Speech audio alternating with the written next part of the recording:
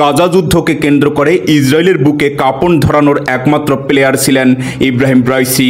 তাকে শেষ করতে পারলেই মধ্যপ্রাচ্য থেকে ইসরায়েলের দিকে মিসাইল তাক করার মতো আর কেউ থাকবে না, এটা জেনেই তাকে হত্যা করা হয়েছে। ইব্রাহিম রাইসিকে পরিকল্পিতভাবে হত্যার সন্দেহের আঙ্গুল যাচ্ছে আমেরিকার দিকে, কারণ একমাত্র ইরানের কারণেই মধ্যপ্রাচ্যে রাজনীতির প্রভাব কমেছে ওয়াশিংটনের, যেখানে জায়গা করে নিচ্ছে আমেরিকার চরম শত্রু চীন। এছাড়া কাসেম সুলাইমানির মতো প্রভাবশালী জাদ্রেল নেতাকে হত্যা করতেও একটু বুক কাঁপেনি আমেরিকার। এমনকি বারবার হুঁশিয়ারি দিয়েও ইরানকে কর্মসূচি থেকে ফেরাতে পারেনি যুক্তরাষ্ট্র। ফলে রাইসিকে টার্গেট করতে পারে বাইডেন প্রশাসন, সেই সংখ্যাও উড়িয়ে দেওয়া যাচ্ছে না।